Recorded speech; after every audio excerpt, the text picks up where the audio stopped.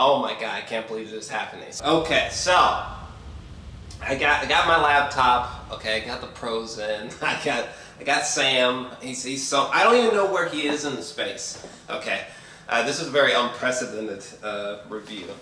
Anyone who saw my spoiler-free review knows that I gave this game a 10 out of 10 or like a 11 out of 10. Not really sure. It's one of the two. But technically the 11 out of 10 doesn't exist for context. But I have one of my best friends, Sam, here with us to dissect this game. I got some stuff pulled up on the laptop in case I fucking lose my mind, which I probably may. But so as you can see from my review of part 1, I have very concise thoughts, But with the sequel, even though I said this is like an 11 out of 10, that's like a mythical beast. I said that it's very hard for me to talk about this game. I don't even know if I've really thought about it since I left it because it's difficult for me. But we're about to try to talk. I did ask Sam to ask some questions, and Jesus, the silence. You know what I'm saying? The game really bothered me. Fuck. But yeah, I'm gonna bring Sam in now, and we're gonna try to talk about this. We're talking about this on a very unique day. It's like we're on the tail end of Comic-Con, but it's like virtual con because of the. I don't even want to say it because I might get demonetized, but the world's in trouble right now. So Sam, how's it going? It's going. I am still technically quarantined in my home. I am in my basement, and I am safe. And I've been social distancing, but I am good. And I am excited to talk about this game that certifiably wrecked me as well. So, yeah. Yeah, and by the way, we're talking to each other through the phone. And this is a very strange method, but I didn't want to feel like doing live streams because they're ugly. Is no one paying attention? Things are going to look so ugly in the future when people look back on this time because of the live streams. They're so ugly. Anyway, but moving on. So, Sam, let's start with your questions. Okay. All right. Yeah. So, my first question that I have is anyone innocent or is everyone justifiably tainted in The Last of Us 2?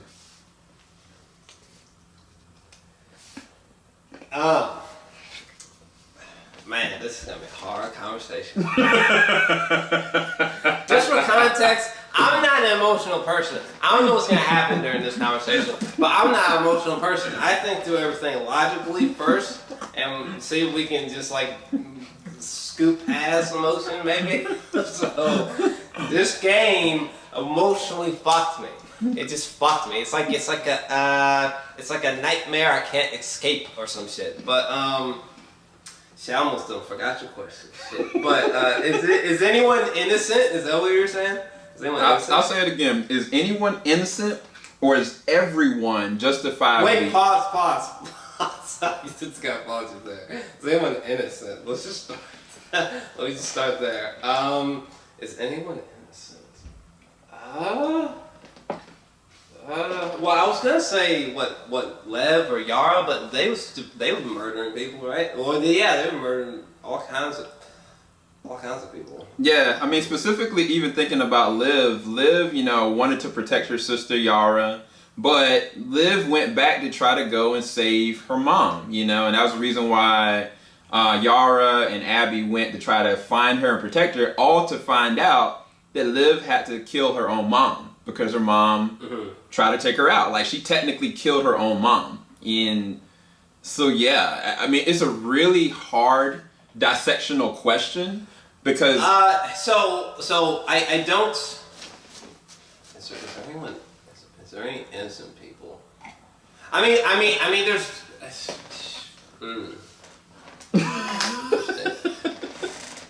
Well, I was just gonna say that to even be born into the world, I mean, you would have to be molded by it. I mean, I'm sure that there are some innocent people for sure, definitely, but are the main characters that we're following, and those that we see reoccurringly are those innocent people. I would say probably not, or more likely no. It's more likely no. Yeah. I'd say no. I say no, actually. Yeah. Say no. Yeah, I think that the only person that remotely comes close is Mel, the pregnant lady. You know, her relationship with, you know, old boy was one thing, but she technically seemed as though she was innocent, but at the same time, she was there in the room when Joel got killed. She didn't stop it. I mean, not that she could have, but, you know, she didn't. And I think that she lorded that over Abby's head, you know, after the fact. But, I mean, I can't call her completely innocent either. It's a hard question. That's why I did the follow-up to the question as well. Right, and what was the second half of the question? So the second half of the question was, or is everyone justifiably tainted? I would say nearly everyone. Well, when it comes to the people we see reoccurringly, or you know, the main characters, I'd say yeah, everyone's tainted for sure. Yeah. 100%. Yeah. Yeah. Because it's a hard breakdown, because you see well, the the world that they're painting is very. It makes me think like Cormac McCarthy. It makes me think of, like, you know, The Road or No Country for Old Men. These really almost like hellish. I mean, very realistic, but almost like surreal, hellish environments and characters committing hellish acts of violence. That's what that reminds me.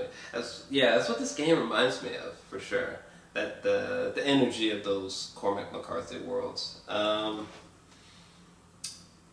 where everybody is tainted some way. I mean, you can't.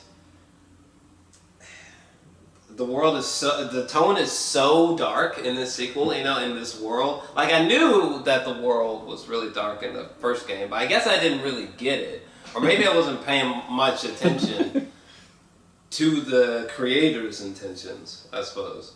Because even when he first was describing it, the sequel, I knew that something was off when he was like, well, I wanted you know, people to experience, like, if people experience love first time, I want people to experience hate this time. And it's like, whoa.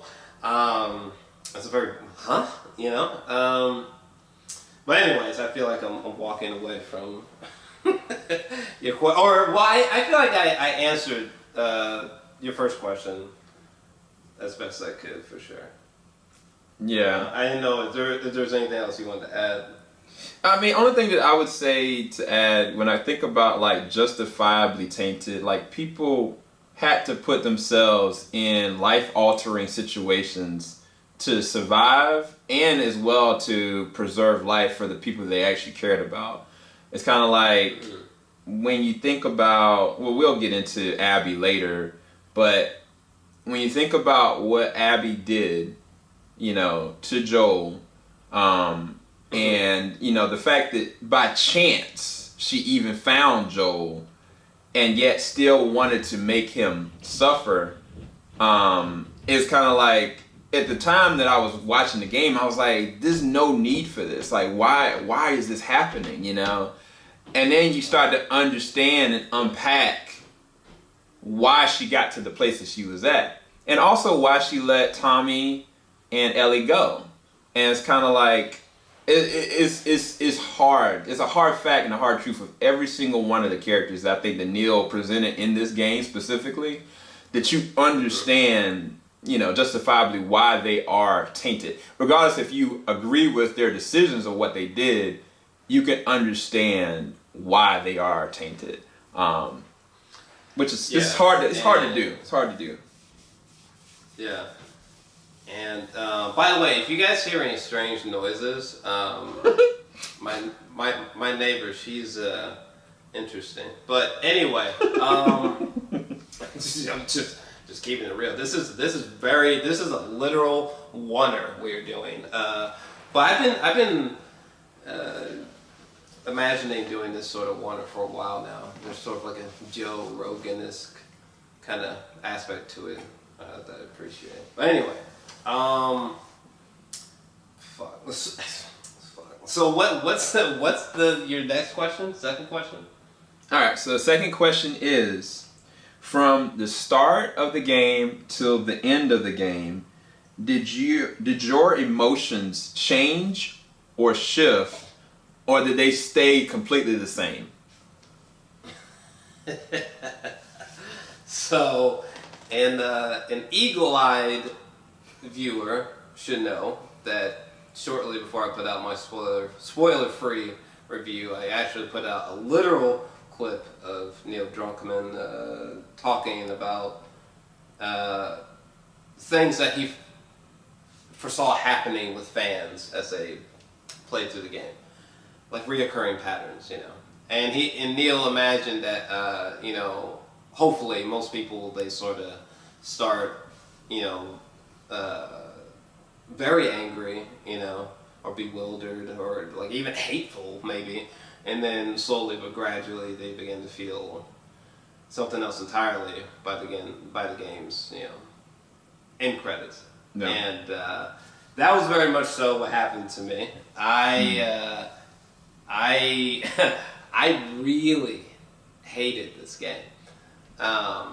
So much so that like me and Sam were having like, it seemed like daily arguments about this game, because I was like I'm hating everything about it. There's nothing, you know, after the Joel's death sequence, I thought the game had like lost its mind, to be blunt with you. I was like, what the fuck is happening? Nothing's making sense. They're showing all these people at me that I don't even give a fuck about. I'm fucking gonna do Joel like that, you know what I'm saying?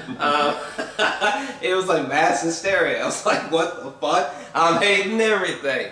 If it wasn't for like, you know, reviewing shit, I would have, you know, I would have never continued the game. I would have burnt it. I would have threw it outside. I was literally at a point where I went to fight Neil Druckmann. Like, on God, I was at a point where I was like, if I see this nigga coming up, I'm going after this nigga for real. How the fuck you gonna do Joe like that? But do Joel like that? I definitely forgot your question now, but oh no, it's just from the start of the game to the end of the game. The feelings. Sorry, the feelings. Yeah, I'm very scatterbrained in real life. Cause I'm always like plate spinning. I'm always doing like way too much. Anyway, but yeah, I started off very hateful. Well, I mean, everything prior to Joel dying was fine, actually. Yeah, everything prior to Joel dying was extraordinary, actually, I thought. I remember, like, the sort of cut to black, and then we see the main title card, The Last of Us Part 2. I remember literally distinctively, like, goosebumps. I was having, like, heart palpitations. I was like, holy shit, there's really something about this. Because there was an extraordinary, poignant, somber sequence that took place prior between Ellie and Joel that was very startling. You know, it's very startling. And yeah, so everything prior to Joel's death, I was like, oh shit, we really got something here. And then out of nowhere, I was like, what the fuck? And then I think it was up until I knew something was off with my judgment when we got to the museum. Well, from Ellie's perspective. Anyway. Yeah. And then I think when Ellie was talking about leaving the farm, I think my opinion of the game completely changed. Like shattered. And that just kept up until the end credits. Yeah, where my opinion totally changed. So yeah, that was my experience with it. It was very like almost prophetic to how Neil Druckmann was describing most people's experience. Hopefully, should be. Yeah. So for me, similar to what Jor-Els said, that in the very beginning I was like, yo, I feel anxiety. Like first time I was even Abby, I was kind of like, yo, who is this chick in the snow, and why am I running for my whole life? I was like, yo, this is amazing. This is dope. Okay, we got a new character. Lo and behold, this character kills one of my favorite characters. I was even telling Jor-El about this small little story. I'm gonna be quick. Because when I was playing Ellie and I was trying to get into where Joel was getting tortured, I was like, I gotta go slow. I can't barge in there or they might kill Joe. And I realized I had displaced reality with my perception. I was like really feeling like I was Ellie and I wanted to protect Joe at all costs. All for him to die. And it wrecked me. I couldn't play for a whole day. And then after that point, I was kind of just really jaded. Like I was felt bad. I knew I wanted, redemption for Joel, but then I also had this kind of displaced feeling like, why would this happen? Is this, Joel's daughter or something crazy? Like I was like trying to figure out what is going on. To all these different other ranges of emotions for me were emotions of dread and fear, anxiety. Then it was kind of like, okay, I'm starting to feel levity. I'm starting to feel love. I'm starting to feel joy with all these different flashbacks. And then all of a sudden, all that got ripped away all over again, where I got to a point that I was so angry that I was like, and while I'm playing, not in real life, I was like, anybody that I see, I'm going to kill them. Any person that's in my face, I'm going to take them off of this planet. I don't care anymore. You're going to die for what you did. And this isn't even on some Abby stuff. It was like literally something that was going on when I was Abby and I was Liv. I was like, I can't believe this happened to Yara. I can't believe this is happening right now. And by the end of the game, I felt this euphoric, like, I felt every single range of emotions you could think of. And then I was kind of like, that's it. Everything that I had in me, every kind of emotion I had is just out there now. And I don't have anything else to give, which I've never felt in any game or movie ever. Sure. Which is weird. But yeah, that's my range of emotions for this. To be short. Alright, so we're going to the next question? Yeah. Okay, this next question, listen to it real specifically, Drew. Don't comment yet until you heard the whole thing. At the end of the first game, do you feel Joel, in his own right, did the wrong thing for the right reasons? Now, there's a next part to that question, but just to start off with that first.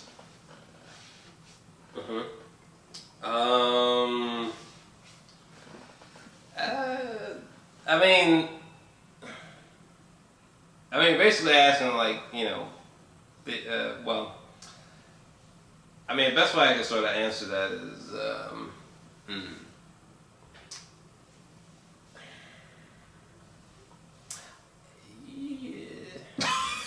It's rough, bud. It's a rough question, bro. No, I'm trying to find the right wording. I mean, I think he like simultaneously did the right and the wrong thing. Yeah. Yeah. I don't think it's as neat as like, well, he did the right thing or the wrong thing. Because if you say he did the right thing, there's a whole list of problems in my mind. If you're saying he did the wrong thing, there's a whole list of. I think it's like he both did a good and a bad thing, truthfully speaking. Yeah. I mean, people aren't gonna like the answer, but a lot of people don't understand quantum mechanics either. No, which that's is fair. very in favor of this sort of thinking. But I'd love to talk about quantum mechanics at some point. But anyways, it's yeah, he did a good and a bad thing. Like literally, it's it's sort of like Breaking Bad with fucking Walter. His his intentions are 100% correct, at least in the beginning. But he's doing a completely bad, terrible series of ideas. Yeah. Because it's like, oh, so you found a way to, make money quickly. That's great to fix your problems, but it's all illegal, and you're making meth. No, but so that's really what happened there at the end of Last of Us 1. Joel decided to go from teaching to making meth with Ellie. And this was a bad idea, but well-intentioned. Yeah. Very well-intentioned. Not to mention, they was tripping. They I don't know. They didn't really sound like they knew what the fuck they was talking about. They was just like, these motherfuckers were just like, oh yeah, listen, it's gonna work on God. Like, she's not gonna make it, unfortunately, and we haven't figured out a way beyond that, and we don't even got the time, so whatever. So like, can you like go grab her? Cause like the clock's ticking. No offense. Yeah. Yeah. Also, if you don't bring her over, like my man Ralph might walk by. Whatever that means. I know Joe was like, what the fuck? Joe was like, I'm just going to do a quick lie. I'm going to go to hell, but it's fine. I'm really comfortable at the current time. He just kept it moving, Yeah. Yeah, I'm not gonna answer that because I wanted to hear Jor-Els' follow-up answer to the next part of the question. Mm-hmm. And the follow-up is, and how do you feel about the ripple effect that his actions cause for everyone ultimately in the second game? Case in point, Ellie's personality and her choices, Allie's loss of self and need to be very strong, and the former Fireflies that were turned to wolves. What was the first half of the question again? So the first half of the question was, how do you feel about the ripple effect that was caused from Joel's actions that basically affected everyone? All right, hold on a second. Okay, yeah. Look, the problem is that the world is fucked. And I don't mean fucked in like, it's kind of bad, baby. No, like it's real bad. Like this world is like weirdly like painted more cruelly than like more cruel than like the world of like The Walking Dead. Like it's like holy shit. And a lot of what's horrifying ain't even got much to do with the infected. Nope. It's just like these situations between these people. It's like, what the fuck? Yep. So either way, whether Joel made the quote unquote right or wrong decision, like the sequel was still gonna be horrible. Like, people are still gonna turn to monsters. Like, what do you mean? I mean, I don't know. I feel like Joel could have.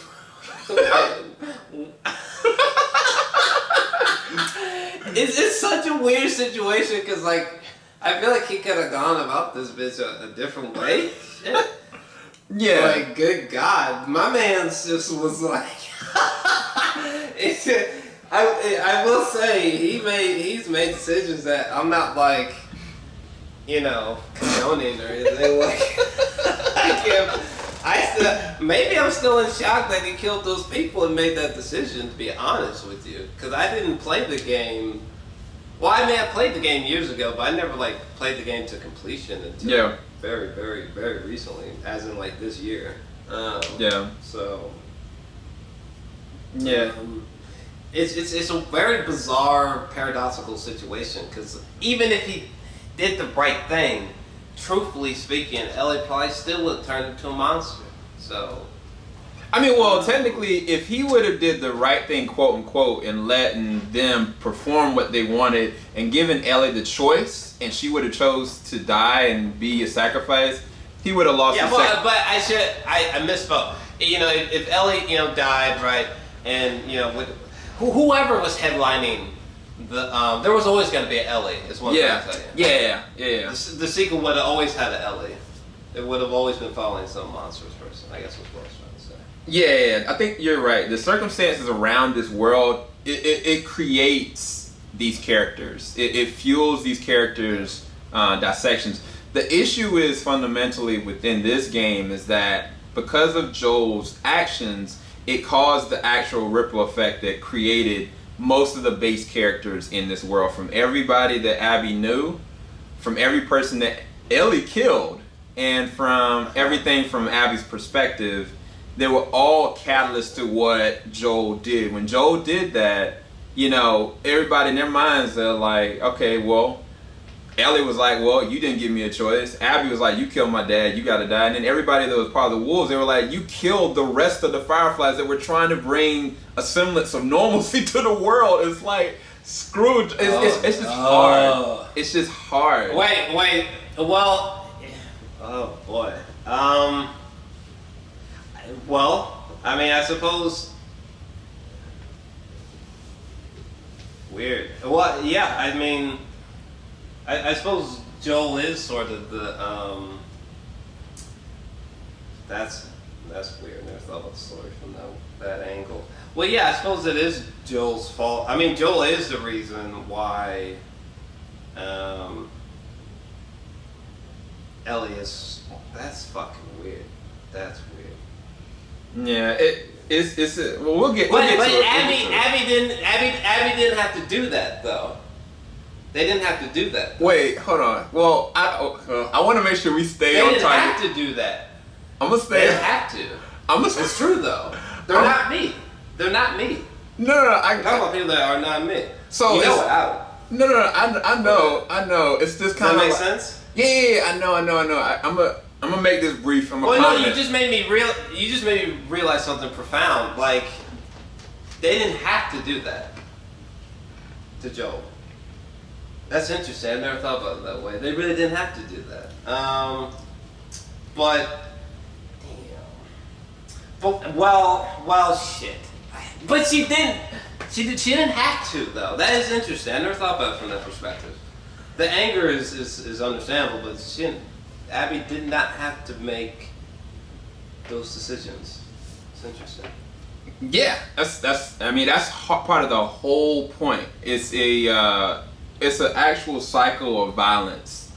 Man, goddamn. That we'll get into that. Holly Gross and Neil Druckmann are geniuses. You know what I'm saying? I'm sorry, but like they are because fuck, you know, shit. But it's weird because then there's that like, but what, you know, if you were in Abby's shoes, what would you? But she didn't have to do it. Interesting thought. Yeah. Difficult one maybe, but yeah, she didn't have to do all that. So we're gonna go to the next question so we can try to get through this, you guys. All right. So sure, because I'm just saying because in some ways it's like the person who maybe gave birth to the demon that Ellie becomes is Abby. Jesus. Ellie just could not let that go. I'm sorry. Anyways, getting off script. Yeah. I mean, again, only thing I'm going to say is that Abby could have let things go as much as Ellie could have let things go. But both of them made conscious decisions based on something that happened from somebody they were tied to from their past. But we'll get there. We're not. I'm going to go ahead and go to the next question. All right. So the next question is this: was there ever a moment while you were playing the game or watching the game where you felt like one of the main characters? And what was that moment? Like, in other words, you're sitting there, you're watching, you're like, kind of like what I was describing to you, what happened to me, where I was like literally Ellie and I was trying to get to Joel as fast as I could, and then I kind of stepped back. I was like, yo, what if I go in there wrong and I get my man killed? Like, did you ever have one of those out-of-body moments with any of the characters? And what was that specific moment? Yeah. I think it was mostly only Ellie. This happened consistently throughout the game, but I think the one true moment where I think I was aware, I don't know, but I guess the one true moment was a moment where you'll have to forgive me, but listen, I don't remember the character's fucking name, okay? Don't fucking freak out, okay? But yeah, there was one sequence with this one black chick who was talking to Ellie, and she. Yara. Yara, the girl that she tortured. Oh, Yara. Well, yeah. Well, she was talking to Ellie, and I forgot what she was saying at first, but out of nowhere, she just started talking like just mad shit about Joel. You know what I'm saying? Yeah. Like disgusting, disturbing shit. You know what I'm saying? Yeah. Like she was glad to hear his screams or like something equivalent to that, and she fucking like runs off, and like me and Ellie were literally feeling the exact same level of hatred. Okay, I could not believe that Neil or Holly was thinking some. This was my thoughts at the time. I could not believe they were thinking something so heinous and offensive. How the fuck you gonna do me like that? Ain't that about a bitch? Hate this bitch ass game, right? So when she like tracks down this chick, and I remember there was this red light that was bathing over Ellie, and there was this moment where you see like Ellie like literally like powering up from rage about to fuck this bitch up, something special, right? And this red light's like pulsating on her, and like I for the one, this is the first time this ever happened in a video game. I remember I had to like step back a second because it was almost like not only were me and her feeling the exact same thing, but like it was almost like we were both like ODing on rage, you know? Yeah. Hence why I stepped back. It was very bizarre. It was like me and the character were like dual having the same sensations of hatred. Yeah. Very bizarre. But yeah, that happened consistently throughout the game. But yeah, at that moment. Yeah. Yeah.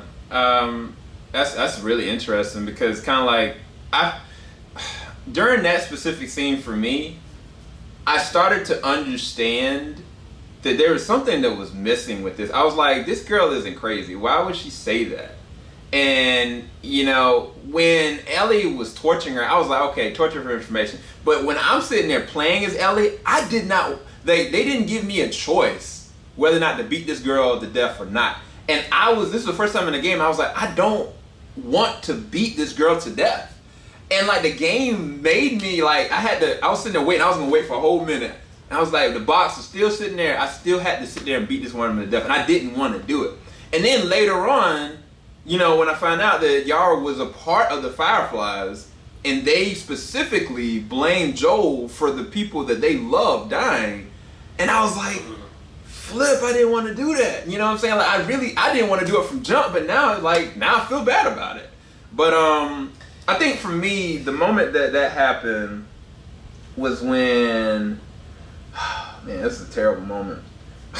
It was more of a terrifying moment more than anything. When I was in the hospital, right? Now this is kind of getting more on the action side of things. We've been talking a lot of depth as far as stories, but this is more of an emergent experience for me. When I was Abby and I went down to Dante's Inferno, basically, to get to the gosh darn medical kit for the girl that was dying, and I got the kit, and I was trying to get through the gosh darn, you know, ambulance or whatever, and all of a sudden, I was like, what the flip is that? Like, I was like, yo, am I in Resident Evil? I legit jumped, and like, at a certain point, I was running for my life. Like, this game was the first game that I played where it wasn't like, you go left, you go right, it tells you what to do. Like, there was no navigation through this. It was just me running for my life. If you saw my reaction, I was literally hollering, praying to God that I was gonna survive. Like, I literally lost myself to that feeling.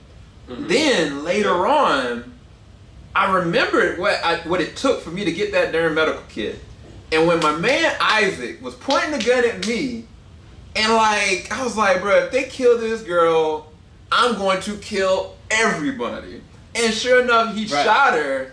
And like, that memory that I had with everything I was going through just to keep her alive, it was like, it got taken from me. And I was like, oh, heck no, y'all about to die. And that's the same as, it's a cause and effect moment that caused me to have this out of body experience, which I think is very profound from a video game standpoint to have. Anyway, I guess let's go to the next question. Yeah. Alright, so the next question is, what do you feel about the cycle of violence that was started in The Last of Us 1?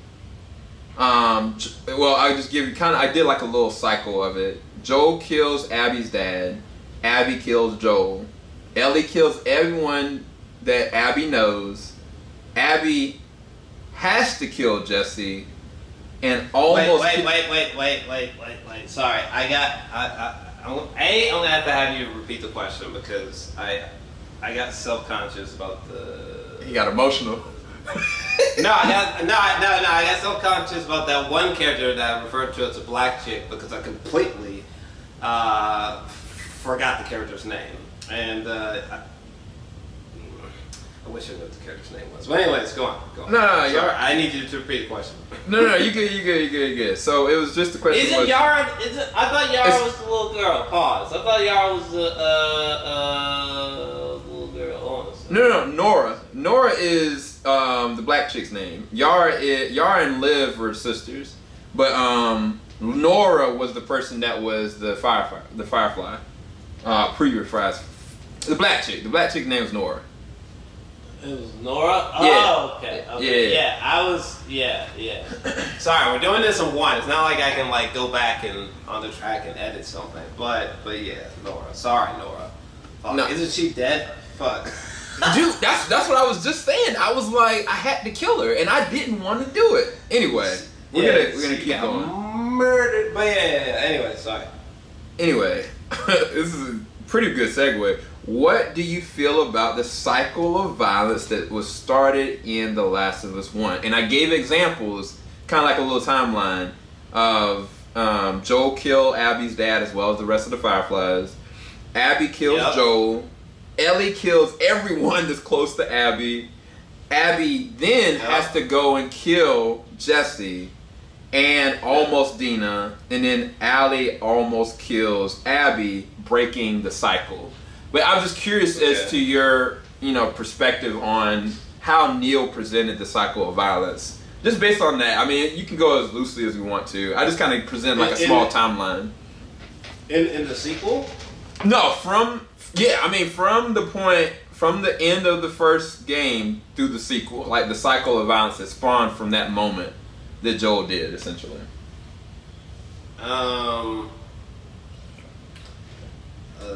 So what do I think about the cycle of violence that Joel spawned specifically from killing Abby's father? No, just in general. I think one of the things that I guess I'll make it more defining. I think that Neil really showed something very profound in the sense of a cycle that can happen through people's generation, through their family. But in this one specifically, a cycle of violence that came from an emotional decision or a righteous decision. It's presented a certain kind of way in the sequel that I don't think is very talked about much, but that was the reason why I wanted to get your perspective on it, because it's evident, it's there. It's there in front of your face, and everybody's gonna have a different reaction to what happens and what they feel, but it's there, you know what I'm saying? So I was just curious your perspective on it. The only thing I can comment on in regards to that, the only thing I can really think to say, is that the violence stemming from when Joel was just fuck it, and he just shot all those fireflies and Abby's dad and just lied to Ellie and just thought he could just for whatever reason, I guess he just thought he could just continue through life and we're good and ready to go, no issues. But I don't know. I guess he forgot about karma and shit. I don't know what happened. I don't know what happened. It's on some real shit. It's almost like Joel. I don't know. He was just fuck it. We're just gonna chance it. It's first off, it's terrible. It's stupid. Maybe just number one, it's dumb, stupid. I think Isaac Asimov, who made the Foundation books, he said something to the effect that or at least one of his characters in his book says something to. Well, was it still him? But he says something to the fact of like violence is for the incompetent. I mean, honestly, first off, the violence in general in both games, specifically in the second game, is really traumatic. Yeah. And unusual.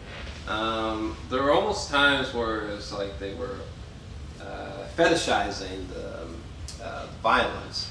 And obviously, they're not using violence in a way to say like this is fun and this is correct, but like at the same time, the violence is so lapped up in a way that like it almost feels like if the sequel were a movie, you would feel like this person like sexually was into like sadomasochistic shit, like BDSM type of shit, like they have that sort of viewpoint towards violence, almost like they're sexually turned on by violence. Like that's how unrelenting and like animalistic the violence is in the game. You know, I don't know how well this answers your question, but yeah, I mean the cycle of violence is mainly it's just stupid. You know, I can only really think of that Asimov's quote. Yeah. Violence is sort of for the incompetent. Yeah.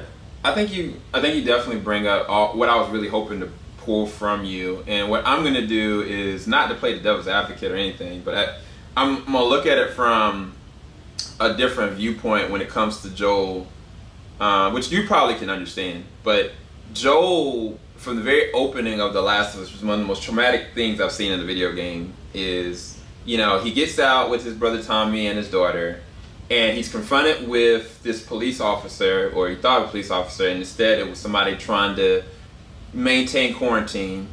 And the person asks, like, yo, they're okay? Like, the person on the phone call tells him, no, take them out, and kills his daughter.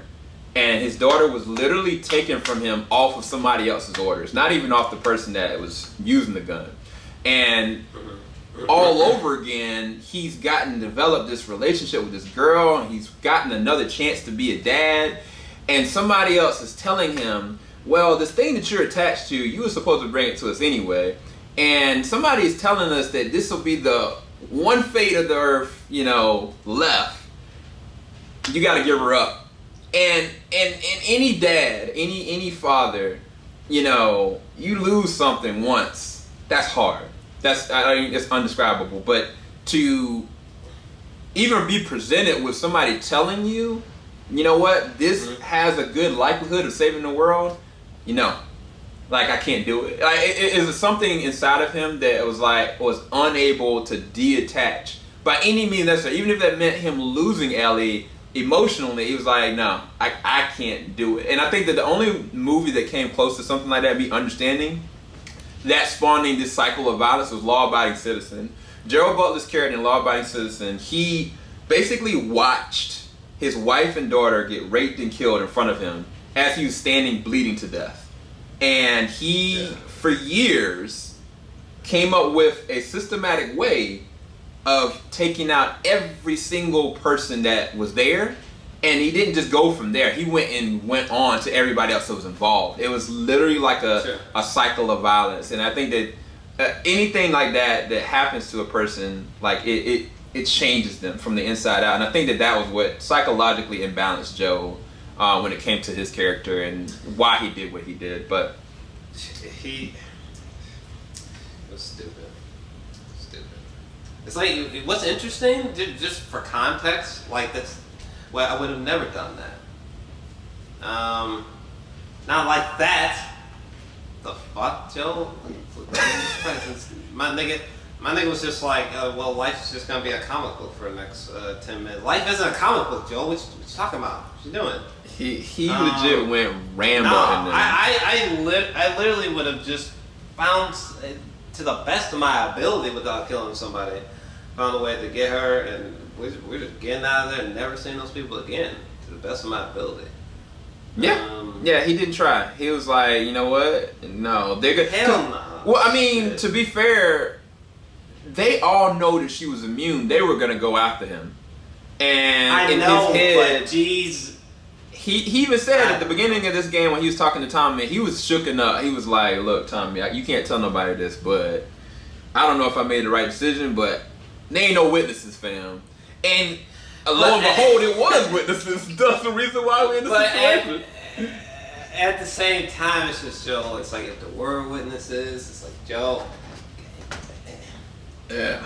But anyway. I mean, the world's so motherfucking big, boy. Man, fuck that. You ain't finding me. Fuck you. What you talking about? You ain't the government? What you mean? You ain't finding me, bitch. I'm fucking. I'd be different. You ain't never seen me again. What you talking about? They ain't the Pentagon. Fuck them. Yeah. They ain't gonna find me.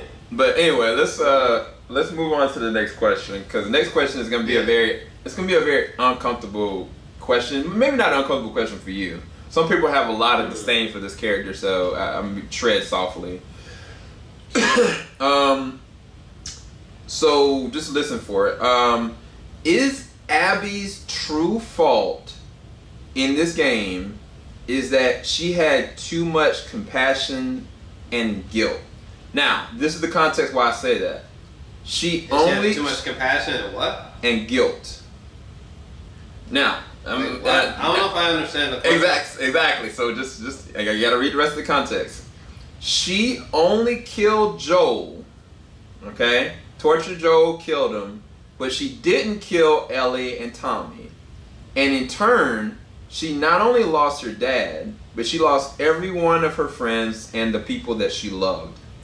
The next time, again, out of empathy, she spared Dina and she spared Ellie for Liv's sake. But at the end, Ellie still went to try to kill her.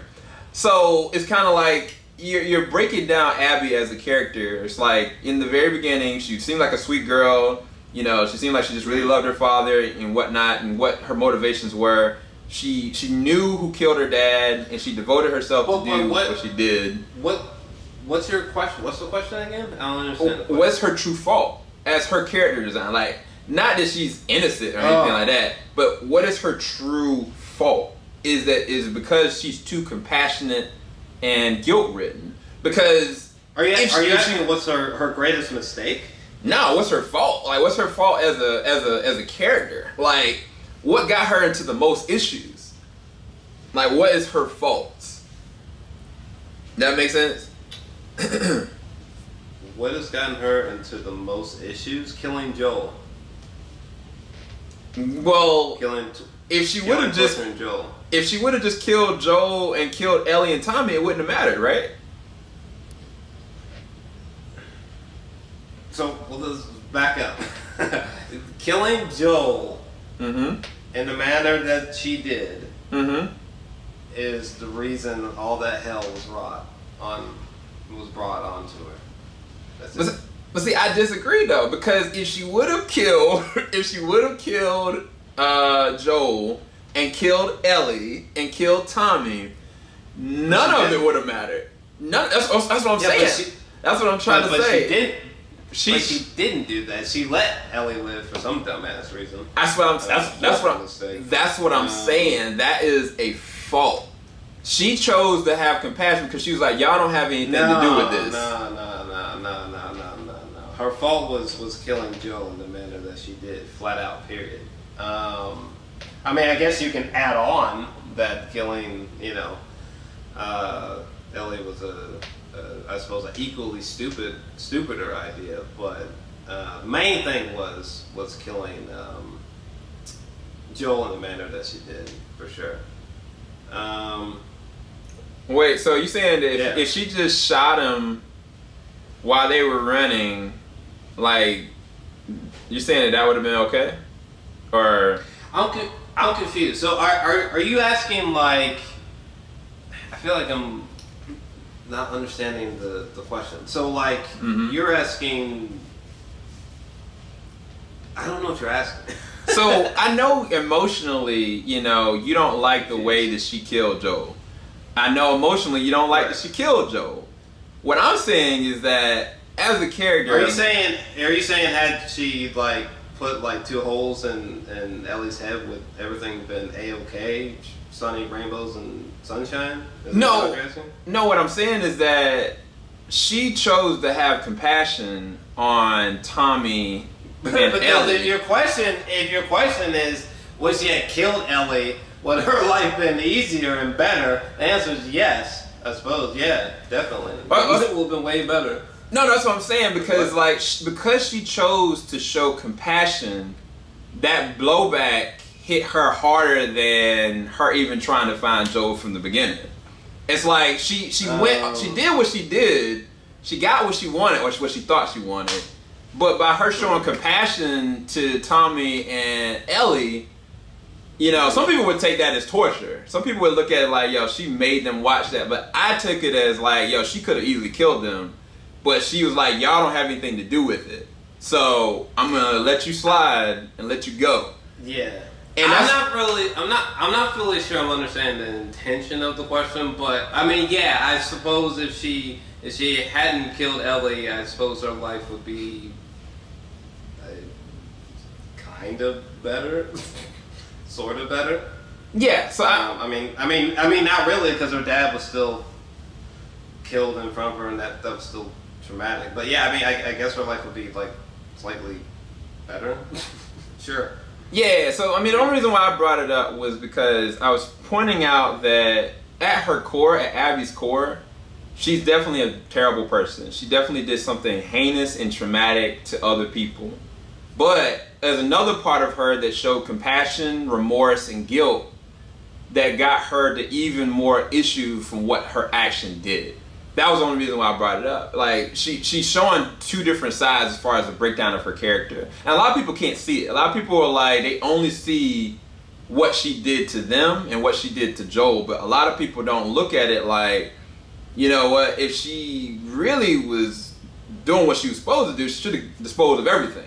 But she didn't. She chose to show compassion. And showed you compassion twice. And the difference was the second time she showed compassion and let Ellie live, the only reason why she got off of that cross that she was on the beach is because Ellie went to try to go and save her, or try to go and kill her, ultimately. But if she would have never let Ellie go, she would have died on the beach that she was literally strung up on. If Ellie hadn't have found her at the end, she would have died there. Which is even more a paradox, because if she would have just went and did what she was supposed to do from that second time, she would have died on the beach with Liv, which I felt was very interesting. But anyway, I was just breaking that down. I thought it was really good character dissection. But a lot of people don't even go there. I suppose so. I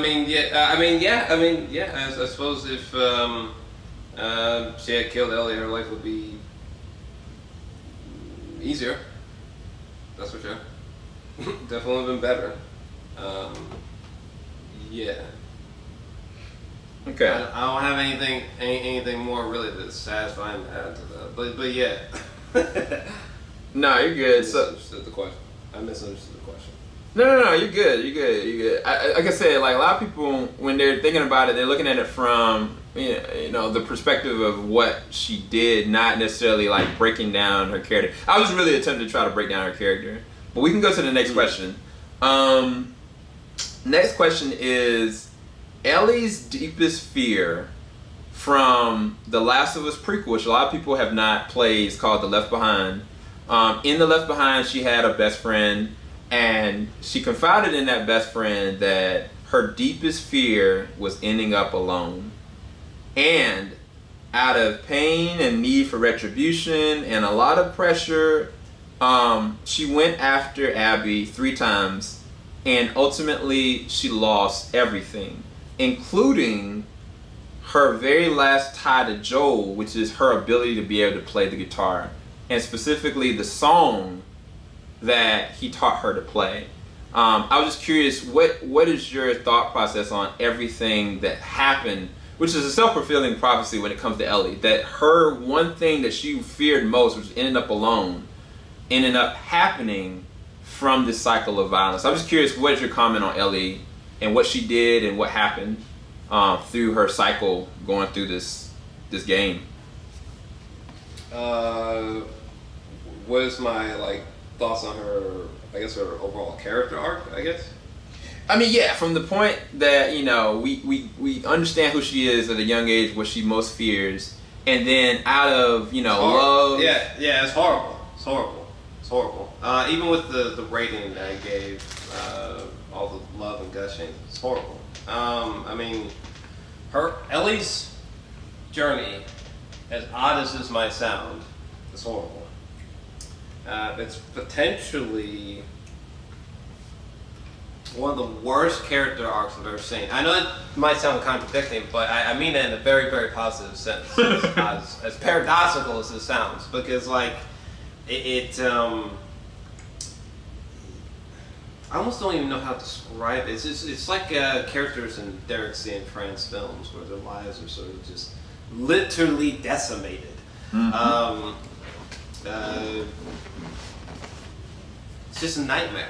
That's why I hated this game for or at least I thought I hated the game for a majority, because I didn't understand the point. I don't know why Sam kept giving it praise for no apparent reason. And I really hated the game, bad. Prior to me, interpreting it different in its later half, I was really off-put by the game. I was just flat out why does it even exist? What was even the point of making this bullshit? I don't know, because I don't know, because I didn't see any art in it. It flat out was just why am I here? Yeah. But yeah, her story is awful. It's potentially maybe the most. It's up there in the most depressing. She might be the most depressing character I've ever come across in fiction. But that's just me personally. Yeah. I mean, I make a lot of attempts to dodge art that's literally depressing, but yeah, she's maybe the most depressing character I've ever, fictional character I've ever laid eyes on. Yeah. It's probably the best answer I could give you. Luckily, the story she's in is one for all time, one of those all timers. But regardless of the medium's actually irrelevant. Especially, the medium's irrelevant. Yeah. Yeah. I mean, I completely agree with Jor-El that from the first game and just kind of watching her. I mean, she was already, really a hard kid, but she got literally desensitized to the environment around her and had to ultimately become a killer. And then, when Joel did what he did, we find out from the flashback she distanced herself from him out of a lot of hate and a lot of pain. And then she lost him in the worst terrible way without being able to really get reconciliation with him or finding a place to have peace with him, to going down this excursion of violence and it was one of the hardest character progressions that I think I've ever had to watch, let alone play. And by the end of it, I don't know.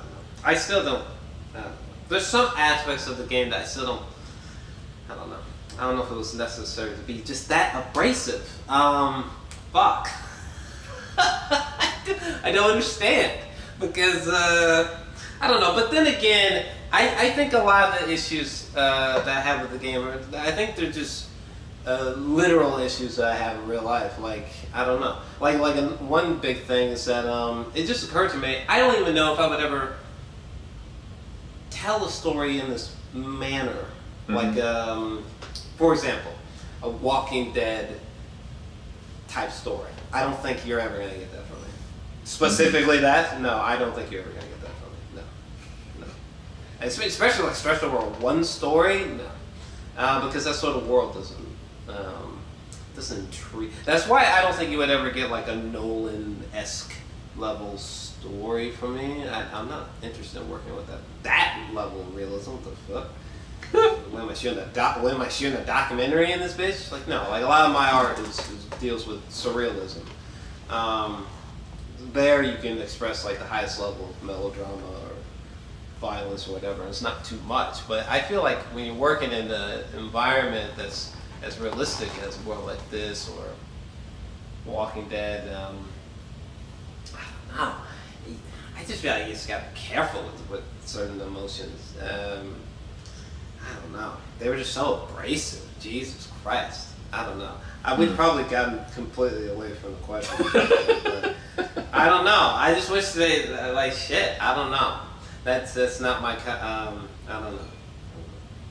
Yeah. For a story like this, I just don't know if it's so necessary to be so abrasive. Fuck. Because I like stories that, to me, a great story is one that you could do again. With this game, that aspect is very paradoxical. Because, like, what the fuck? But, yeah. Yeah. I mean, one of the things that was like the icing on the cake that made me really wince in terms of emotion was when Ellie went and tried to pick up, the guitar from Joel. And I'm trying to sit there and riff, and I was like, man, is the guitar like out of tune? Then I realized, I was like, she can't play it. Like, she doesn't have those two fingers to actually play it. And I was just like, then they gave me the gosh darn flashback, and I was like, they just have to, I don't know. It's like, goddamn, can we just like not calm down? What the fuck happened? Did I miss something? Holy shit. It's like, damn. It's like, I still think, God. That's why I didn't want to do this stupid fucking review, you know what I'm saying? But this was the only way I could think of doing a review for this crazy ass game. Because I tried like writing out my thoughts, but I couldn't write anything out. I thought I'd do like, well, maybe I'll just like get audio, I'll just verbally, I don't know, nothing. Fuck it, I don't even know what I'm talking about. This fucking stupid game. This game bothers me so much, man. Fuck this game. I don't know why they did Joe like that. Why did they do Joe like that? Can we talk about that? Okay, is there a question that talks about, is there one of the motherfucking questions that talks about that? No. We need to jump to that motherfucking question. Why'd they do that to Joe? I don't do Joe like that. I didn't do Joe like that. It just occurred to me, this is the first time I've ever like very specifically talked about this game, because my last review was very like brief. Yeah. But like, man, why? You didn't have to do Joe like that. Damn, it's still a masterpiece, but like man to man, dog, it didn't have to be that fucking abrasive, dog. You know what I'm saying? Let's just back the fuck up of my boy Joe. Shit. It didn't need to be like that. I mean, listen. And I've thought about the story structure again and again, right? I'm talking again and again in this bitch. It did not have to be that abrasive. That's all I'm trying to say. Jesus Christ. I mean, is there a question that directly deals with Ellie witnessing Joe's death? Sorry, I'm sorry. Fuck. I need to talk about it real quick, cause damn, that was seriously like something. So there was a trigger question I was thinking about doing. It was gonna be tied to that, so I'll try to go ahead and leave this trigger question here. I didn't know if I wanted to do it because I didn't know how far you were going to go emotionally. I didn't mean to abrupt over here. Shit. No, you're good. You're good. So I'll ask the question. I'll go ahead and start it. So this is the question. Yeah. What was your emotional resonance when Joel died and how he died? And then the next part of that, after we described that, what was the moment that in the game that pulled you and broke the mold from your thought process on how you felt during that? Like, what changed your, your emotional resonance with the game? What was kind of like your breakout moment that changed everything for you? Coming from the pain and the hurt from Joel, describe it for me and let's break it down. But then what was the thing that got you out of that to look at the game for what it really is? That's why I was scared to answer that question. I was scared. I really was. I'm not gonna lie. Okay. Okay. So let's deal with the first part of the question because I don't even understand the second part of the question. So what? Can you repeat the first part of the question again? So, from the moment that Joel died, what did that do to you emotionally? And break it down. Okay. All right. Yeah. I can. I'll start there. So. Hilariously, we were kind of just steering towards there because I actually didn't talk about this. But how did it feel? This is how it felt. Okay, so we're inside the house. Okay, and the house was scaring me. It's like maybe to this day, maybe one of the creepiest looking houses I've ever seen. And it's hard to describe why from the interiors, but something to do with the lighting or the color palette. I'm not sure. But I remember when I was hearing Joel screaming from the basement, and like in my memory, I remember it as like when you're going down the steps to go see Joel. In my memory, like from the moment you hear him screaming and you're going through the house to when you're going down the steps, like the game was moving in a spiral in my memory. Yeah. That's how it looks in my memory. Anyways. It's a spiral. Even when like when she gets into the room, it's still like a spiral. That's how deeply this affected me, because that's how it looks in my memory. So when she's opening the door, in my memory, the room's like spiraling, and there's this one shot of Joel that is genuinely one of the most horrific things I've ever seen. I don't really have words for the emotional reaction I had, but it was real bad. It was very bad. And then she gets completely disarmed and she's pinned down and she's like some helpless deer that's like screaming. They're just talking and everything they're saying is like literally the worst plausible thing you could have written for me. And just the way that they just kill Joel and like you're just forced to watch, and seeing Ellie in that agony was like unbearable, and then they just kick her to sleep. It was like one of the worst things I've ever seen in fiction. It's terrible. I don't think it needed to be that bad. I think it just didn't need to be that bad. I just don't understand, okay? Because I really care for. I guess. Well, what's really bizarre? Here's what's really bizarre. The only defense I can even give the abrasiveness, the only defense is that I did not know that I loved these two fictional characters until that sequence. I really did not. Yeah. And not like in a very like overt, direct way. No. Like I knew like I enjoyed them deeply, but I would never say no shit like, oh yeah, I love. Not in a literal way, I guess is what I'm trying to tell you. Not in a literal way. Yeah. I've never had that happen before. So, I don't know. But I don't know. I just don't think it needs to be that bad. Not that bad. What the fuck? It was so bad that like, I just don't know if I can ever go through the game again. Ever. I don't know. I don't know. Maybe I could like watch the game in the future or like certain sections or something, but maybe like mining through the game for certain screen caps, but like I just don't know if it would be that bad. The fuck? It's the same issue I have with Requiem for a Dream. It's just like, listen, like I get it, but.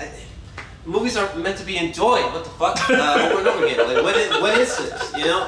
A great game. You're supposed to play the game again and again. Like, what is this bullshit? I can't go through this again. Well, when am I gonna go through it again for? Because I forgot. I didn't forget shit. I might misremember like certain characters and shit, but that's because my brain's malfunctioning from all this horrific bullshit. Anyway. Yeah.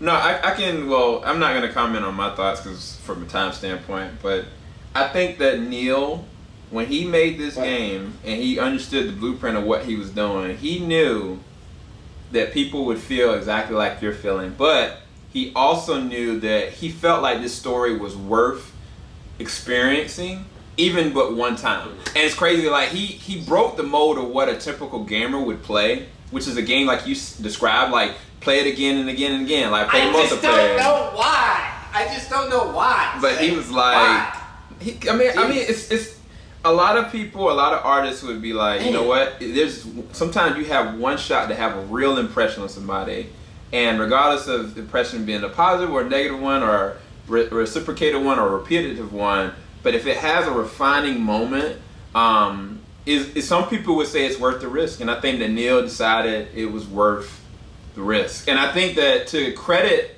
the voice actors that did an amazing job, and their mocap was amazing.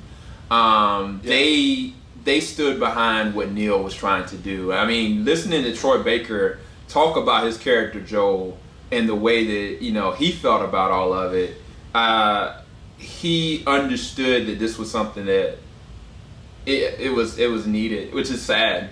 But it's rough. I do just want to say real quick, this is a very mammoth conversation, by the way. Maybe it's just deservingly so, but in scale, this review, it's hard for me to talk about this game because what the fuck just happened? They killed Joel as if like I didn't give two fucks about that motherfucker, and I should be glad he was gone or some shit. Like they killed Joel as if like they received mountains and mountains of hate mail about how Joel didn't die in the last game. That's how they killed. That's how they like dispatched this motherfucker. Like I just could not believe if that was the character's name, Nora, when she was talking about like she was glad to hear Joel's screams and shit. It was almost like my brain was like spinning inside of his skull. I was so angry. I don't know if I've ever been that angry by fiction before, ever. I could not believe they did that.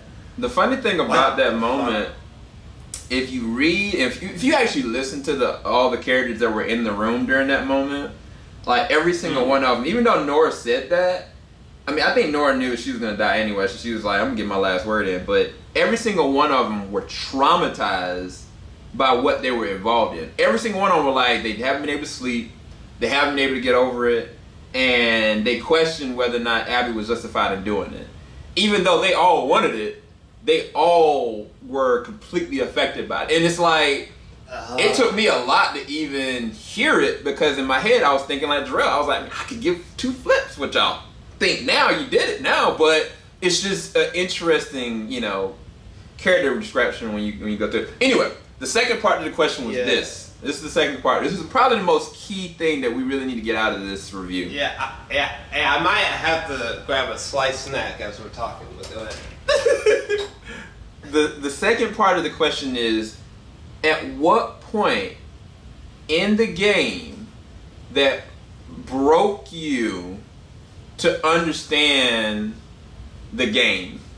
What I mean by that is, at what pivotal moment in the game that you understood, like, no, I thought this way about the game, but really it's something else entirely, and I appreciate it, and dare I say, is a masterpiece. What moment was that breakout for you that defined the game, that switched it for you? You said you initially were hating it. You said you initially was like, I can't stand this. What was the moment that broke that for you? The moment that broke that for me is when we were at the farm, and I think when Tommy came, I believe that's what his name is, he came and he said, oh yeah, we got some tracking on Abby, and Ellie's just having PTSD, and like, what's weird, here's what gets me. Ellie has, it's so bizarre, paradoxically, she has the life she should have, like that dream life, like that life that you would wish for Ellie. Yeah. She actually, she had it. She had it all, bro. And this bitch talking about some, oh no, This game done fucked me up, man. This bitch talking about some, I was like, no. I gotta go find Abby. And for the first time, after all these motherfucking hours, right? I've been hating this game for literally hours upon days at this point. Literally, right? Days straight going through this bullshit. For the first time, I said, Ellie, bitch, don't do it. What are you talking about, Ellie? Don't do it. Go sit your ass down somewhere. What are you talking about, Ellie? This world is way more complex than you, bitch. No, absolutely not. No. What? No. That literally leaving that farm should be the last thing on your mind. Yeah. Ellie. Yeah. Your ass should not be going nowhere. You know what? You should forget the definition of the term violence. Okay? 'Cause that's what you should be doing. All right? That completely shifted my whole end. Because up until that point, all I could really feel was hatred. Yeah. Just irritated and fucking angry. Yeah. Irritated as fuck playing this goddamn game. Never been that irritated before. Ever. But up until then, my whole literal mood shifted. And Ellie just denied. She what the fuck? Man, no, absolutely not. Absolutely not. Ain't that about a bitch? I said, Ellie, if you go out there, you gonna die. You ain't gonna fuck this pussy ass game. I guess we see where this bitch ass game is going. Nowhere, apparently. Because I literally thought she was going to die, for real. Literally. Yeah. I didn't even have the capacity to hate anymore. I was like, Ellie, the baby don't do it. This bitch got hook, line, and sinker by a rope, right? And this bitch, she accidentally brushes up against a tree. The fucking tree stabbed her. I was like, ain't that a bitch? Just stay your ass at home. How the fuck the fucking trees fucking you up? How's the trees fucking you up? Ain't that about a bitch? You ain't even, this bitch limping and shit towards Abby and shit like some Rambo bitch. If you don't take your ass home, what you talking about? You barely made it past the tree. How the fuck you gonna take down Abby? Are you serious? What? Man. But yeah, that's where I started loving the game, because the game finally found a way to remove me from being like, I hate the game, I hate the game. Yeah. It made me think about something else finally. Yeah. Just for the first time, I was like, you know what, Ellie, listen. If I was by your side, Ellie, if it was me and you, boy, we'd kill everybody. The men, women, children, animals, insects, we'd kill everybody. We'd kill everything. The grass too, shit. Which part of the grass that Abby walked on? We're just gonna burn that as well. Fuck it. Even when she's dead, we're just gonna burn every piece of land she stepped on. You know what I'm saying? But even after saying all that, I kill everybody. Even I bet. Listen, we done kill mothers and shit. We done killed all kinds of people. I'm even saying, stay your ass on this farm. On this farm. I'm saying, even if we kill mothers and fathers, fam, up until that point, do not leave that farm. Oh my god, oh. Ellie was tripping. She was tripping. She was literally drunk. It's kind of terrifying when you think about it. Drunk off hatred. She was tripping. It was sad, because you could tell that even though she had all the pieces she needed, you know, she was still haunted by it. And this is the real thing. Ultimately, what I really realized, one thing about the game, is that it wasn't even so much, you know, the fact that Joel got tortured and killed in front of her. That hurt. And that traumatized her, yes. But the thing that she couldn't sleep with was the fact that she never got a real moment of have reconciliation with him. She never really even forgave him for what he did. And it was like, that was taken from her. Like, her father figure that she didn't forgive was literally, you know, mutilated, killed, tortured in front of her, but she never forgave him. Ooh. And it's like, when that happened, like, and Tommy came up. Now, listen, to be fair, because a lot of people give hate to Tommy. Tommy was effed up. Tommy legit already was messed up, because it wasn't just, you know, his father figure that died. Tommy was knocked out and didn't get to see Joel get tortured. He just woke up to his brother dead, and they never showed it, but you can imagine what that did with him psychologically. And it was like, when he got messed up, he physically couldn't even go after Abby anymore. Like, his eye was jacked up, his leg was jacked up, and Neil? What's the old girl's name? What was it, Hallery or some shit? What was it? Who, Neil Druckmann? Neil Druckmann? No, what was it? Holly. Fuck. Yeah, Holly and Neil. Yeah, y'all some sick motherfuckers. Let me tell you something. What? Because it was like, for Tommy, he was like, look, I didn't get vengeance on my brother. How are you gonna sit there and get what you want? I lost everything. He was like, nah, out of spite, like, you know, yeah, you do something about this, you know? And it was like, he was dealing with his own guilt because he couldn't avenge his brother. He couldn't do anything. He can't physically do anything about it at all. And he lost a relationship. So it's like, I understand where Tommy came from, but it was like, Ellie should have stayed her tail home. But this is the kicker. This is the thing what I love about this game, bro. But before we stray too far, I just want to say that was the thing that broke me, that changed me, because I as much hatred as I had, it was just unbelievable. I never wanted a character.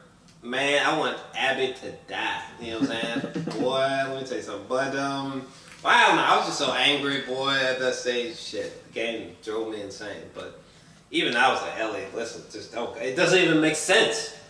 Yeah. What are you talking about? What are you talking about? The world is way too cruel. Way too cruel. Yeah. Oh. Like, Ellie willingly gave up everything to go back and try to find this girl to kill her. And the crazy thing about it for me, for the game, is that if Ellie hadn't have left, this is the crazy thing. If she would have stayed with Dina, Abby would have died. Abby and Liv would have died on the beach. And she would have been happy. Now, she wouldn't have known, but if she would have stayed her butt at the farm, Abby would have died on a cross at the beach. I know. And instead, she actually ends up being the thing of salvation for them. And it's so bizarre. It's so bizarre. This game is so fucking bizarre. Like, the fact that I went from literally wanting to like throw hands with Neil to praising this game is remarkable. I was for real ready to just like, listen. And then the boys on site, we're just gonna have to fuck Neil up, treating Joel like that. And then like, I remember back to kind of what Jor-Els was saying. I felt the same as that way. When Joel got killed the way he did, I was like, bro, I just want to put hands on her. Then and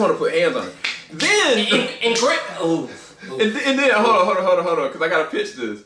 Then we get there, right? We get back to Abby. You know, after she gets off her cross, she don't even look like herself. She look jacked up. She don't got her muscles no more. And like, Ellie was like, yo, we about to brawl. I was like, I don't want to do this. I was sitting there playing the game and I was like, I don't want to fight this chick. I was like, Ellie, what you doing, bro? I was like, this entire time, I wanted to do it before. But then I got to a point and I was like, I don't want to do this. And that's the genius of writing, bro. Like, listen, this is the true genius. I feel like we've just like abandoned your questions, but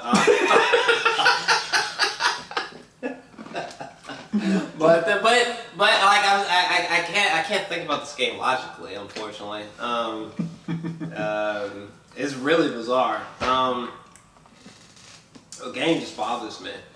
It bothers me. I think it's a great film in the same sense that I think Hereditary is a great film, but like, what the fuck? Yeah, but what were you saying? Jesus. Well, I was just saying that the game is brilliant because it's showing that it's beautifully highlighting that violence. These violent delights have violent ends. Yep.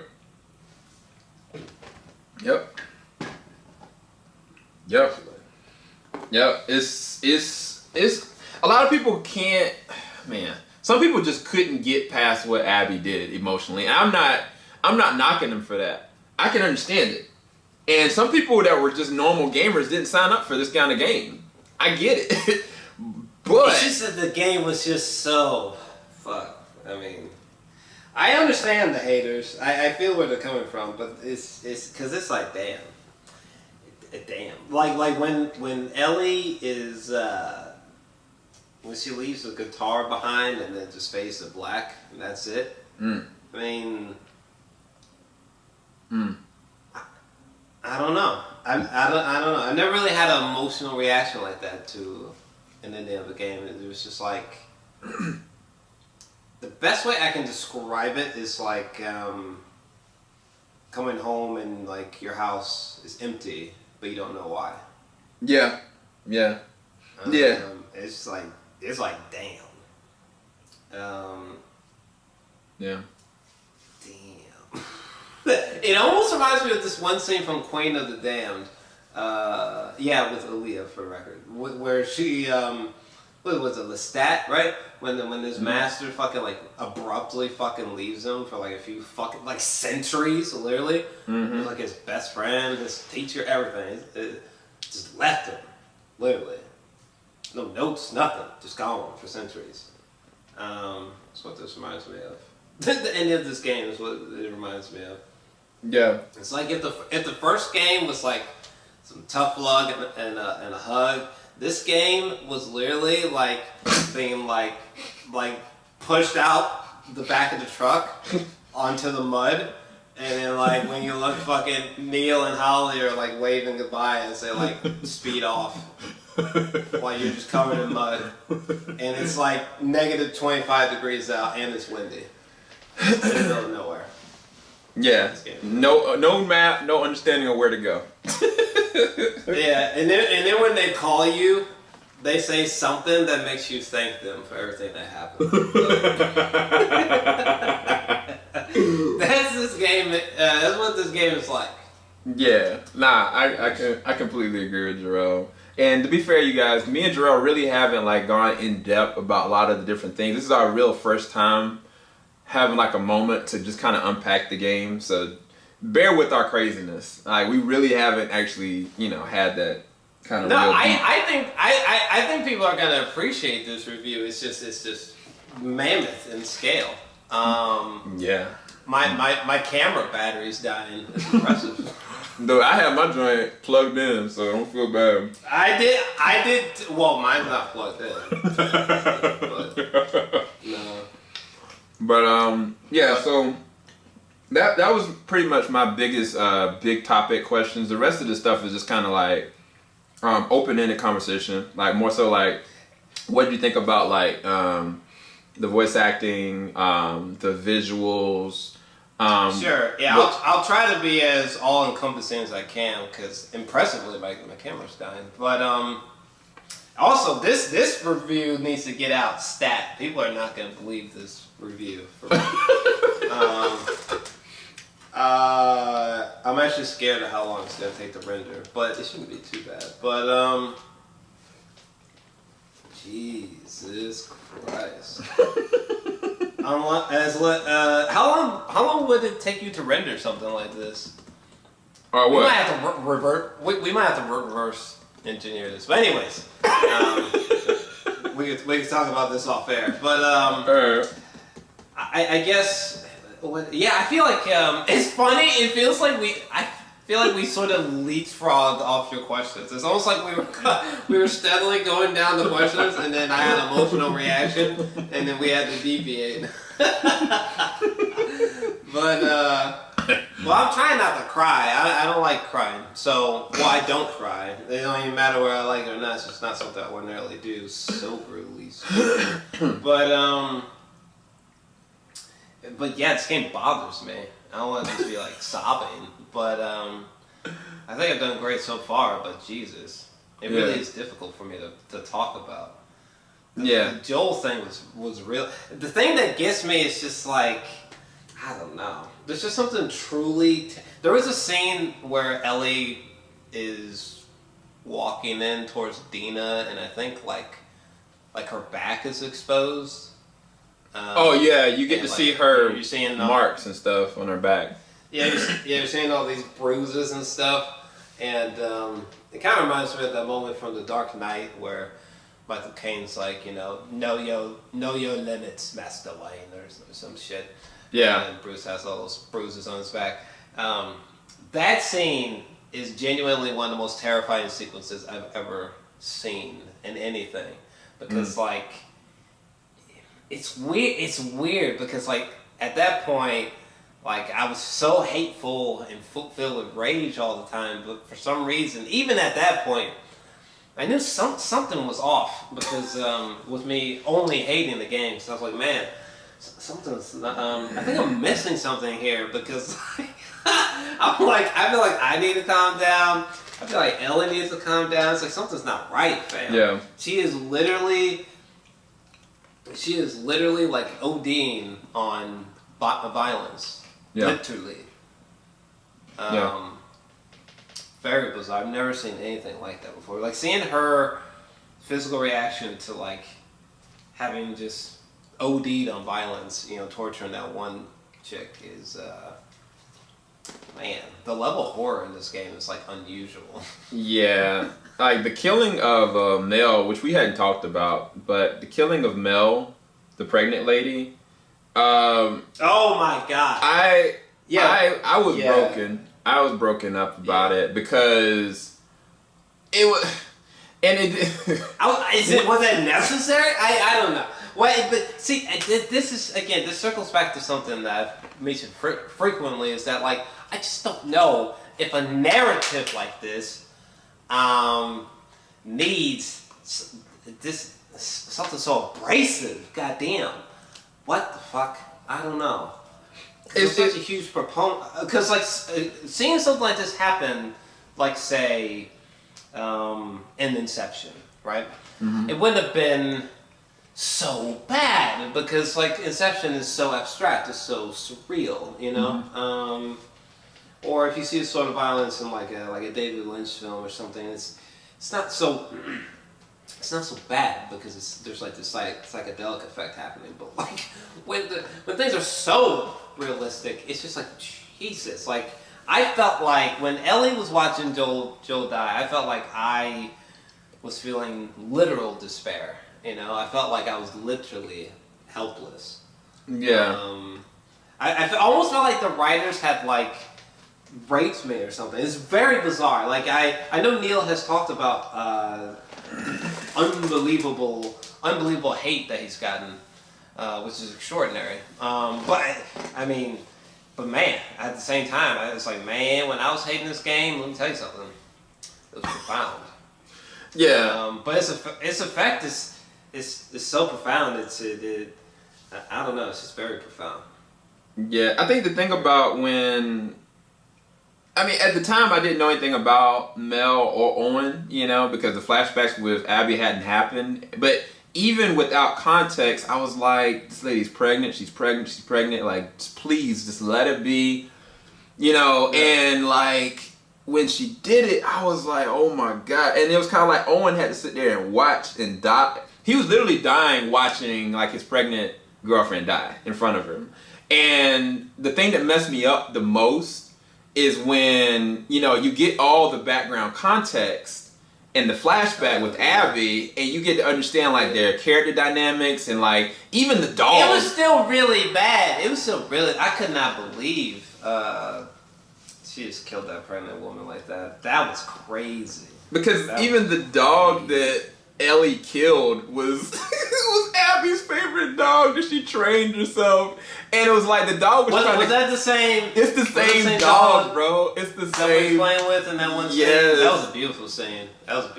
It was the same dog, and it was like the dog was trying to protect Mel, and it's like when Abby gets there and sees them just dead. Like, I was like, yo, I'm getting... What have they done? Why did they make this game? What have they done? They can't make a third one. Why would they make a third one? I saw some bullshit Neil was talking about the third one. Well, you can't make a third one. This don't make no fucking sense. What would you make a third one for? Don't make a third one. So I got a pitch with this was a nightmare. It's a nightmare. It's a nightmare. So I have a Jesus. pitch for a third game, and I know exactly, I think, how it's going to Wow. go, but we're going to save that for another, we'll talk about that, It's for a another nightmare. video. Sam, it's a nightmare. What are you talking about? A third game. I want a third game. It's a nightmare. But, I can't believe they did this to me. Why would they do this to me? but I can't anyway, believe they did this. going back, trying to round this out, what did you think about these three specific things? What did you think about the voice acting? What did you think about, the sound design and the score? And what did you think about the actual gameplay? Because a lot of people, talk about how much the story messed them up. But honestly, as a gamer, I've never played a game quite like this where when you're playing as the character Ellie or Abby and you're going up against the enemy and the enemy, you kill one of their teammates, they'll go and cry out like, yo, they just killed Bob. Yo, where's he at? And like they're interacting in a way that's like an AI, and I was like, I've never had like such a, real survival motivation kind of game where there's no direction one way, left or right. There's nobody telling me to go left or right. Like I have to just survive. But I was just curious from your perspective, what did you think about, the gameplay, the sound design, the score, and the voice acting? First off, this review is definitely gonna have to arrive tomorrow. Are you fucking serious? I was just thinking about that in my mind. I was like, today's not gonna happen. I have no idea how long this is gonna take to render. But anyhoozle. So the gameplay, I don't know if I can really speak to that too much because these days I don't really game often. But I very much so want to check out the sequel. And Jesus Christ. I will say, navigating through the world and without like knowing where I'm supposed to fucking go is absolutely brilliant. And I don't know, just the game is so beautiful in general. These landscapes seem like something, and the costumes seem like something that they've been mulling over for years. Like it really seems like they've almost outdone themselves, I guess, in the cinematography department. The only way it can look better is if like everything had the realism of like Thanos or something. Because other than that, Jesus Christ, the game's like perfect. But what was I gonna say? And then I was just gonna say I don't know if this even. Well, hopefully it speaks to what you're looking for. But like, okay, so like one scene. So Ellie, when she goes to the museum, is one of the most beautiful fucking things I've ever experienced in a game. It would have been nice to appreciate it when it happened when I was going through the game. I only appreciate it in hindsight, sadly. When it was happening, I was just like emotionally dead. So I was just like, I was literally just like, That was literally basically the summary of my thoughts at the time. But now when I think about it, I'm like, holy sweet Jesus. I wish I had been nicer on the game because it's some of the most beautiful things I've ever seen. Literally. It's like a bizarre, I don't know how to explain it. It's like a bizarre gift to the gamer. It's very odd. I've actually never seen anything like it before. It was so odd. It's almost like Neil was coming in for a hug, but it's like, ooh, if this were real life, he would have been punched for real. That's on God. But that's what it felt like. It felt like the game was coming in for a hug, and I was not ready. And, the music, whenever I heard it, was fantastic. Though, the only music that ever really stands out is the music does have like a hereditary sense to it, just in the sense that it just sounds evil in general. Like the score in general sounds evil, literally. And I only say hereditary just because Ari Aster only told the composer, like, I just want it to sound evil. So that's what it reminds me of. The acting is fantastic across the boards. The guy who plays Joel, Troy, his performance during the museum sequences were, it's actually really rough to think about in hindsight. That's why I say I don't think I can ever experience the game again. I don't see what the point is. Like, again, I'm not forgetting anything. time soon. Mm-hmm. Yeah, I don't know if I could ever go through the game again. Interesting. Yeah, I think I had thought about that same thing when you know, what was it, maybe like a week after I finished playing, I was like, bro, I don't know if I can do this again. But now, after playing a totally different game, like I've been playing Ghost of Tsushima, which is a beautiful game, decent story, but I was kind of like, there's something about that Last of Us, and I was like, I really feel like that I could play it again, you know? I think that there was a moment in the game that I was really upset with Abby. Like, I was kind of like, I just couldn't really get over, you know, her in general.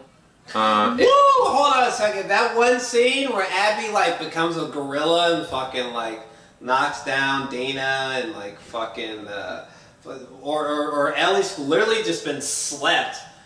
Dina's been fucking knocked all the hell pregnant and shit. She's fucking limp. There's like a knife to her throat and shit. That sequence right there was genuinely horrible. Well, I mean, the whole game's horrifying, but like, what the fuck was that shit? Yeah, so that was a rough one because Jesse got killed in that one.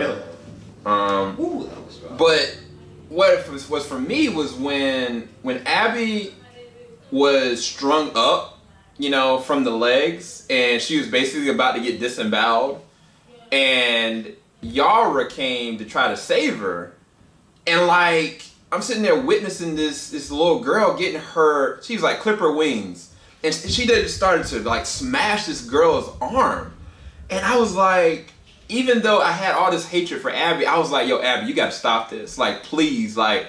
And the game did something that I didn't expect. The game decided, we're not going to give you any ammo. We're not going to give you anything. All your motivation is at this point is to survive and protect these kids. And I was like, I'm playing in the dark, and I was like, I don't have anything. I don't even have like fire. I was terrified, but my motivation changed. And that's when I realized for me that I think that was my breakaway moment, that I was like, okay, I've got to do this. Like, at this point, I've accepted that I'm playing as Abby. I've accepted what she's done.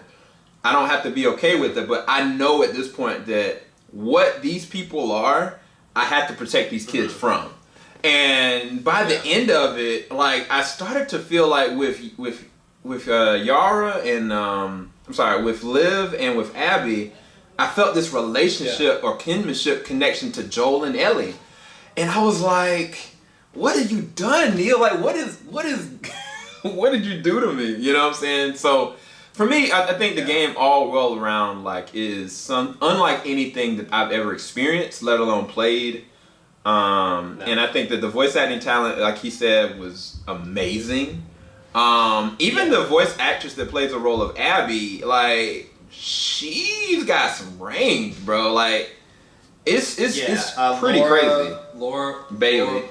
Yeah. And and so this is very bizarre, but like, so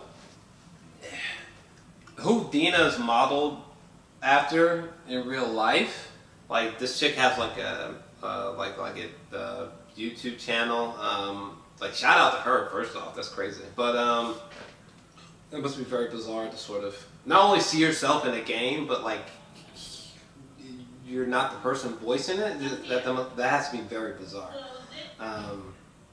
Very bizarre. But anyway, so with Abby, like, I did want to touch upon how she starts off with these big monstrous arms, but you know, she becomes emaciated. I just thought that little aspect was brilliant. I didn't speak on it directly, but yeah, Ashley Johnson and what's the old boy's name? Troy Baker. Mm-hmm. They should.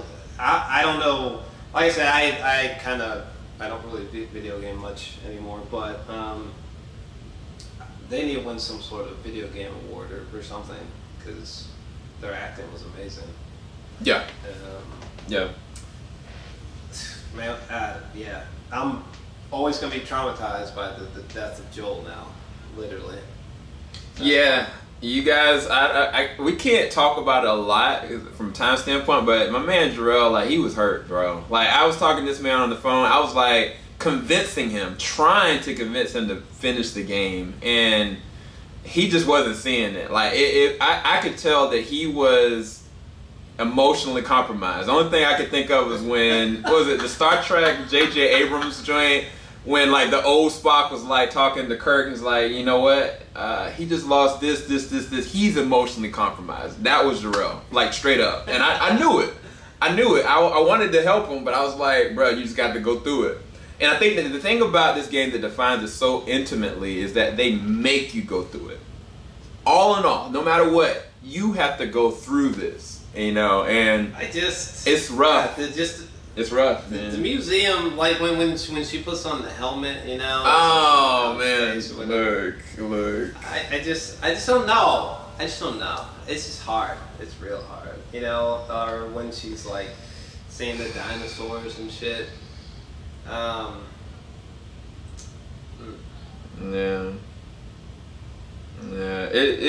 It has equally beautiful moments of memories that are now a part of us, but in equally horrendously traumatic moments as well. Which I just wish that, like, I don't know. I almost wish that I didn't care so deeply for Joe, but that's very bizarre too, because I didn't even know I cared that deeply for them. Not like that. I didn't know that. That's very odd. It's just, I almost wish I didn't feel so deeply for them. That's the only thing I almost wish. Because I remember you said something like, well, you know, there's a few other points in time that are much worse than Joel's death. And I remember you, and this was then. I remember telling you then, like, nah, like, I'm a different kind of person. Like, I don't open up like that. Once something happens, it's like I just close off. There's nothing else the game. There's nothing else that the game can do that's going to wreck me as bad, and that's true. That's true. Mm-hmm. I mean, don't get me wrong. There were moments after that, but still, no. There was nothing worse than that for me. No, I'm just different. Like, nah. I guess you call it hurt me, but I guess that's what happened. Because I don't know. Yeah. That wasn't the one that was not the one for me. Yeah. Even after loving it, that was not it for me. They definitely they do something that most games won't do, which is they stepped into reality. They do something that most stories do not do. Even the violence in my own work, it's not it's not supposed to, you're not supposed to feel like that. Not like that. Yeah. They stepped into reality. They stepped into real immersive reality, and the unrelenting like part. At this point, it's like, is this an entertainment? I don't know. It really bothered me, Joel's death. It intrigues me that people are like, well, I thought this moment was. Not only did I think this one was worse, I thought there were 15 other instances that was worse. I was like, I don't know. Like, that was like the defining moment of the game for me. I remember when I was watching PewDiePie play the game, like, his reaction was equally extraordinary. You could tell it truly bothered him. Truly. His death, I mean. Yeah. I don't know. I just don't think that. I don't know. If it would be interesting to talk to Neil, just because I just don't. I would never want to give someone. I just would not want someone to feel like that. I think that's the thing that bothers me the most. I don't know. I don't want people to feel like that. Jeez.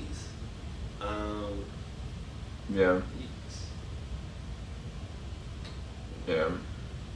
Anyway, we just got pretty deep. That concludes all the questions that I have. Everything else goes into the illusions and the different things and the nudges going towards the third game, specifically with the Fireflies on the island.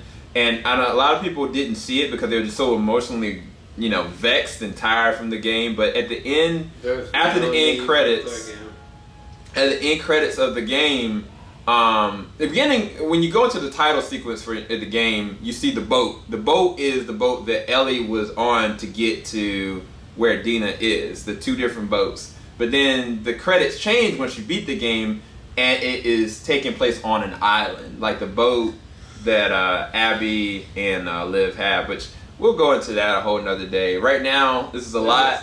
Hopefully you you guys enjoyed our dissection of this, and yeah. What's you got? There doesn't need to be a third game. That's all I can say on that one. There don't need to be no third game. I wouldn't even do it. What's the point? You just achieve absolute perfection. It almost usually doesn't happen. Yeah, it's weird because a lot of people said the same thing about the first one. Because I was like, I told you before we started the second one, before we even talked about the second one, I was like, Jor-El, I don't know that they should try to even make a second one. And I would disagree, because even then I was like, nah, there's something, I don't know, but there's a very special feeling about the sequel. There's definitely a way that the sequel could dwarf. I don't know that I ever felt that yeah, I always thought there was definitely a way the sequel could dwarf the first one, for sure. But this time though, I don't know about this time. I don't know why. I don't know if you can top this one. I don't know about this one. Well, but even then, I don't think that. I don't know. Maybe I'm missing something, but I just don't think there needs to be a third. Why would we, I don't want to play a third one.